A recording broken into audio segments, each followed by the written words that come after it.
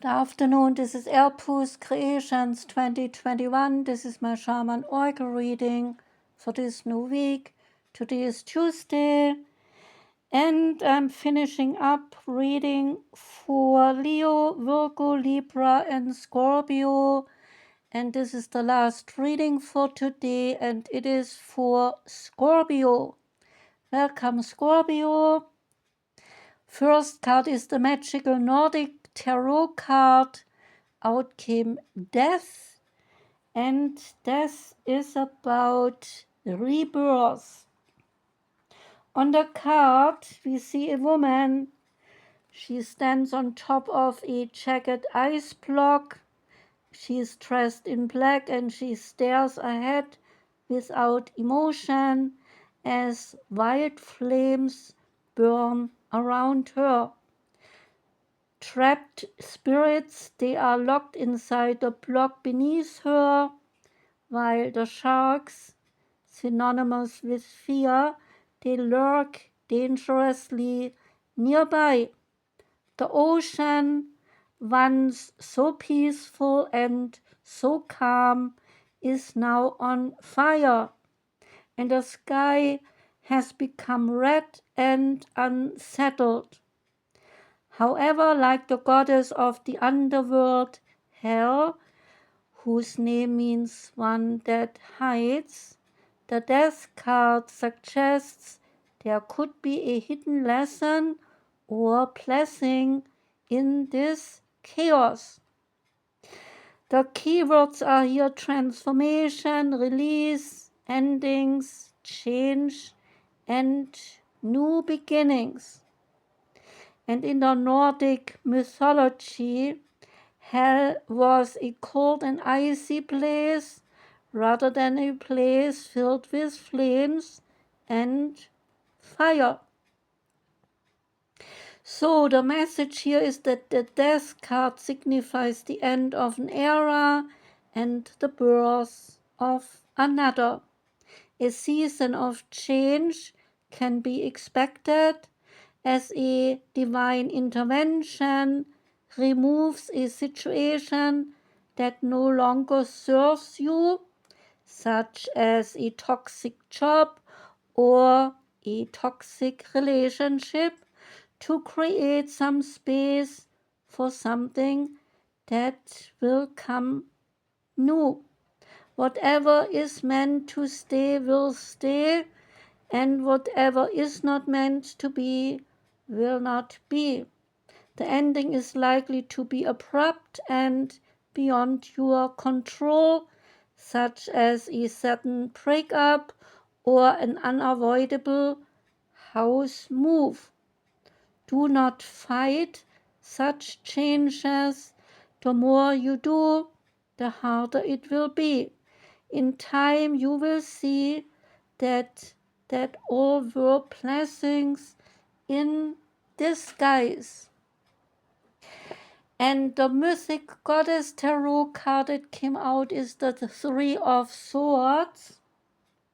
It's about separation, some upset, and some loss. And the meaning is heartbreak.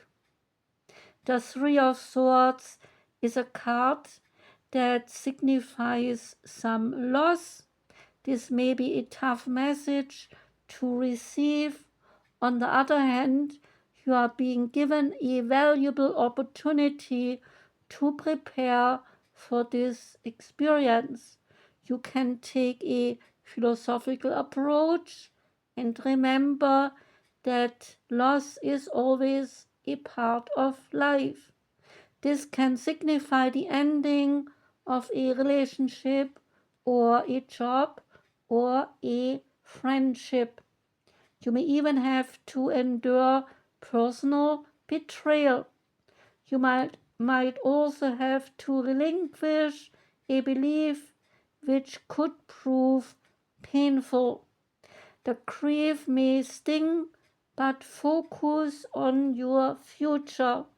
The truth is, you do have control over how you handle this episode and also your future. This situation may be coming to a close, but you have so much else to live for. The Dungeons and Dragons tarot card is the Six of Wisdom, saying that our ability to become a child and play in this world is reawakened, so return to innocence. And the special message here is that you find a gem, and when you turn toward a distant mountain, the gem is pulsating and is glowing. The Path of Light oracle card that you got is Surrender, saying that when things in life do not go according to your plan, do not resist. That only creates more suffering. Instead, drop your expectations, look around, pay attention, and trust the intelligence of the universe and your true self, allowing it to guide you to where you need to be. In the Gita we read, surrender yourself to me, surrender the results of your actions while continuing to strive for self-mastery. Surrendering attachments to the fruits of your actions creates immediate peace. So, surrender is a scary word to the small, separate ego self, for it suggests giving up. But on the spiritual path, surrender is not giving up. It is the ultimate practice of giving over to God or to the divine. When Krishna says in the above verse, surrender yourself to me, he is asking us to surrender our small ego self to the one self and then live and act from this higher unified level. So surrender does not mean inaction or giving up. It is about releasing the desires and attachments of the ego, giving over to the divine, and yet at the same time still doing all we can do to live well, serve and strive towards enlightenment. Surrender is grounded in trust, and trust is the extraordinary intelligence that underlies and governs the entire universe. Trust in the guidance of the self rather than the lower ego self. The Gita says that the accomplished yogi does not avoid pain or seek pleasure, does not grieve or lust after things, and sees beyond good and evil, allowing things to happen as they will. Life is so extraordinarily complex, with infinite intricacies and relationships, that it is laughable and arrogant to think that as human beings on earth, with limited perspective and intelligence, we know what should and should not happen in the universe. Accordingly, when things do not go according to plan, we have a choice to make. We can argue with reality, resist what is, and insist on what we want, in which case we get stuck, holding on and creating suffering for ourselves. Or we can release our preferences, look around, pay attention, and see what the universe has in store for us. If we approach the second way, we move and flow with life, allowing the universe to deliver what we need. And we learn and we grow and experience the real miracle of surrender, which is inner peace. The Zen master Zuzan, in his famous writing the Sin Ming, said the following: "The great way is not difficult for those who have no preferences. The struggle of what one likes and what one dislikes is the disease of the mind." And Krishnamurti said, "This is my secret. I do not mind what happens." So these wise teachers are advising that if we allow life to be as it is, and we do not require it to conform to our expectations, then suffering cannot exist even for an instant. If psychological suffering is not in the events of our lives, but rather arises from the views we take of them, it follows that we have the power to change our viewpoint and our experience at any moment. This is an extraordinary realization that can completely transform our lives.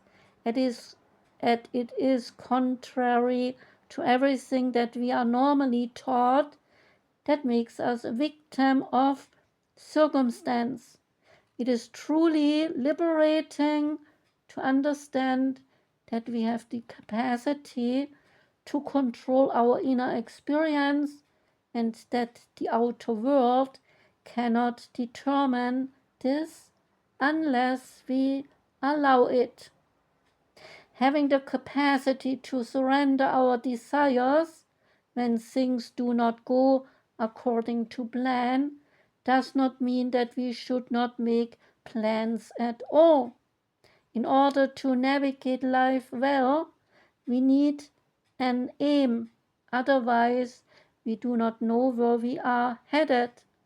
Aiming requires that out of all the virtually infinite possibilities, we select something to focus on and then we pursue it. To aim approximately our higher self rather than our lower self should do the aiming.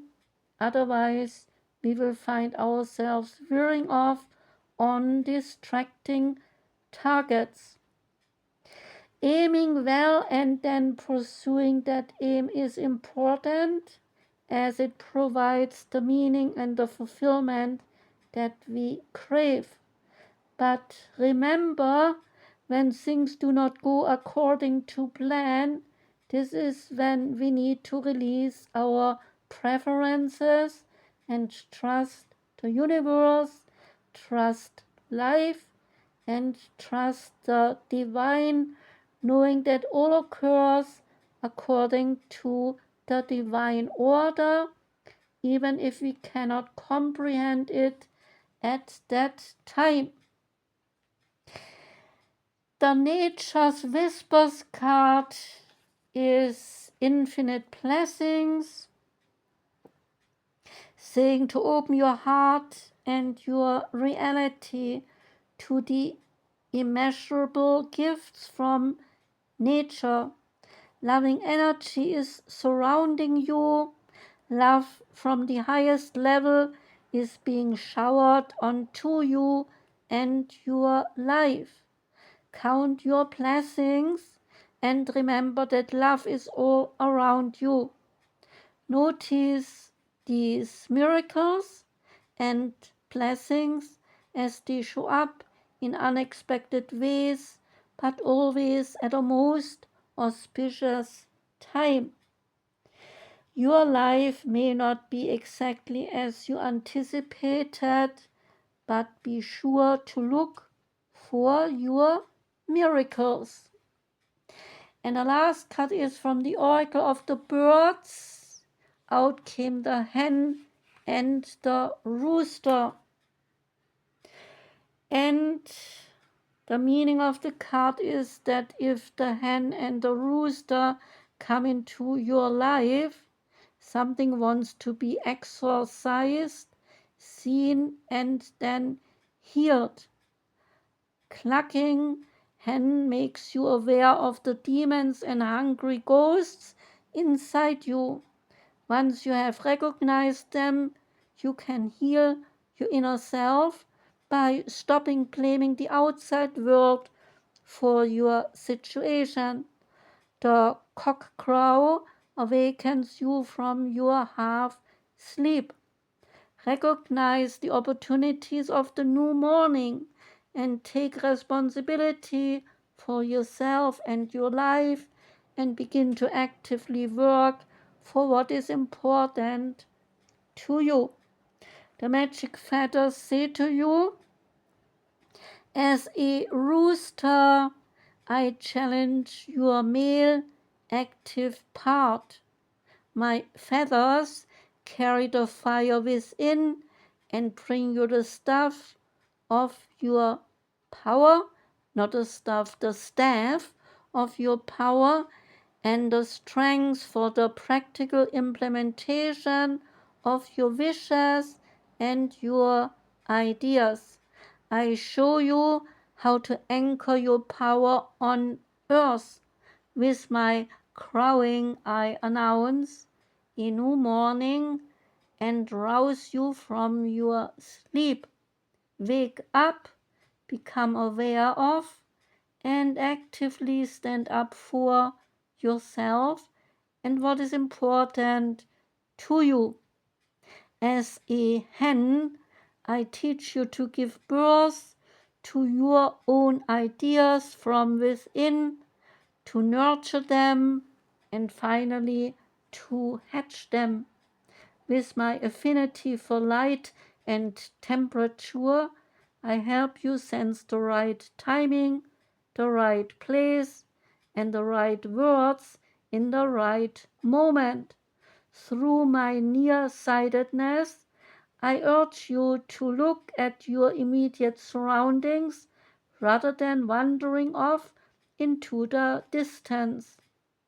There are more meanings to this card: taking stock of your soul, clarification of negative feelings, images, and thoughts, building up thoughts and images that give you strength, vitalization of your energy field, friendly attitude towards yourself and other people, and courageous commitment to your own interests. Say this affirmation: my energy field is becoming more beautiful, radiant, powerful, and luminous every day. I give thanks for the new opportunities I receive each day and let my light shine into the world. What is good will be. I let go, I surrender, and I expect only the best. That was the reading for you, Scorpio. Thank you for listening. I do wish you a most joyous whole week. I'm sending out my love to you. Take care and goodbye.